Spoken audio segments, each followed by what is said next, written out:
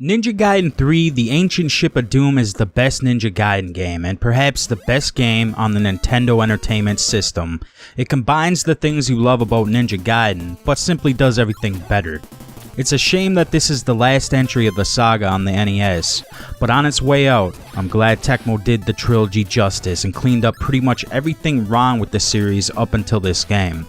Ninja Gaiden 3 was released in 1991 by Tecmo and would be the last entry to the series, a series that only started in 1989 with the original and then Part 2 coming in 1990. With there being more time in the NES's life cycle, I was disappointed we didn't get one more. Seems they were chugging along on a yearly basis. The Super Nintendo though would drop 2 months after the release of Ninja Gaiden 3, so maybe they played it smart. My problem is, then why didn't we never get a Super Nintendo Ninja Gaiden, a Super Ninja Gaiden, but instead some bastardized trilogy game? Yeah, the trilogy game, which was released on the Super Nintendo and somehow took a step back graphically and in the sound department. Makes me sick. Ryu Hayabusa and the series wouldn't come back into fruition until 2004, when it would take on a more modern look. How did it miss the 16-bit and the 64 boat? I don't know. There was a Ninja Gaiden game released in 2014, the very latest of the series, called Yaiba Ninja Gaiden Z. It got a 49 on Metacritic and was awarded one of the worst games in a top 100 list by Games Radar. Jeesh, poor Ryu. No, I love you. Anyways, what the hell was I saying before I went off there? Oh yeah, Ninja Gaiden 3, it's the best Ninja Gaiden game? Why? You want me to tell you why? Hey, take it easy, bud. No problem. Listen, okay? So starting out with Ninja Gaiden 1, you get a real taste for what Ninja Gaiden is all about. It presents a ninja, some washed out colors, and some bitchin' tunes. It lacks life though, and is very primitive. Doesn't feel alive. The enemy animation is a joke, and it feels like everything is a piece of cardboard, if that makes sense. The game has a steep difficulty curve, and the way they respawned enemies was just ruthless. Some jumps felt damn near impossible to make. Now take your ass back to when you were a child. Some real disappointing shit, you know? Like, is this even fair? Huh? Well, that didn't stop your buck-tooth ass from playing on and trying your hardest though, did it? No, it didn't. Why? Well, probably because you were a ninja, and ninjas were cool. It was cool at the time to see some in-depth cutscenes going on, and to feel a sense of agility compared to old stiff stuff Simon Belmont. I think this game did a bad job with enemy placement, and sometimes its control. It was so hard to find a sub-weapon that would be good for a stage and keep it. Most of the time you'd be accidentally using your Ninpo, wasting your item, and then picking up something worse. It was just not very good game design. You didn't really get to stop and bust open candles for items or get a feel for what they did because there was so much chaos going on around you. It just felt like you needed to say a prayer and keep moving. Don't stop, or you'd be greeted by a circus of enemies. Ninja Gaiden 1 was the worst game in the series, but one hell of a building block. Now moving on to Ninja Gaiden 2. I like this a lot. Oh, we get some more cool-ass music? Yes. It brings back the sub-weapons from Ninja Gaiden 1.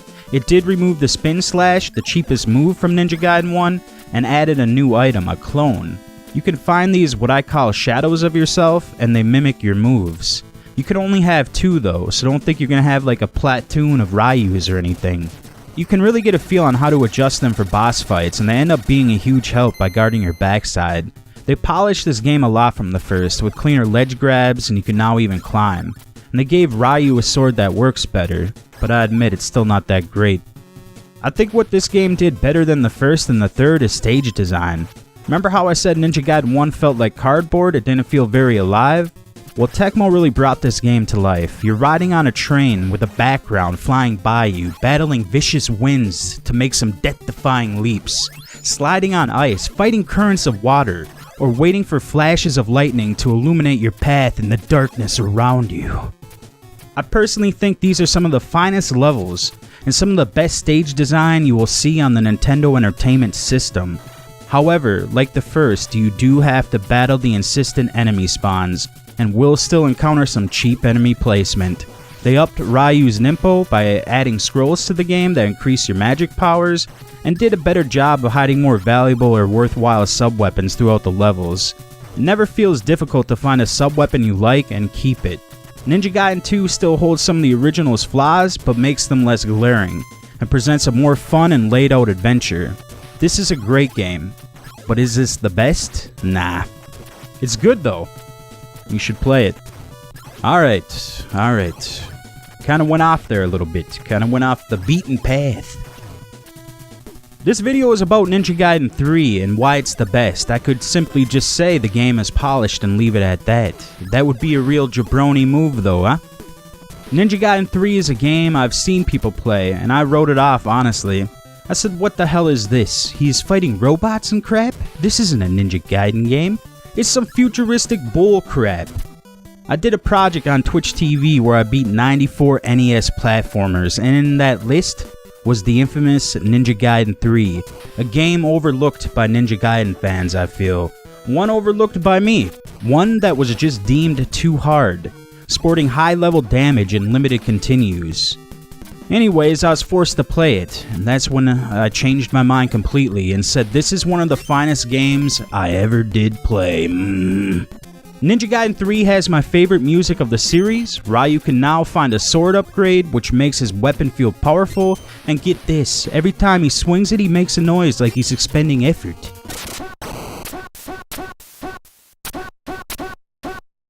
That's damn awesome. The game removed the clones from part 2, but kept in the scrolls to upgrade Ninpo. In Ninja Gaiden 1 and 2, you would slash open lanterns, candles, or orbs to find sub-weapons, reveal life, or points, stuff like that. But you never knew what was inside the orbs until you hit them. In this game, they labeled everything, so as you're flying through the levels with the greatest agility Ryu has ever experienced, you're now able to plot your path. You won't find yourself going out of the way to hit an orb to find out it was completely worthless. Everything is clearly visible, and that, in of itself, is a huge damn improvement.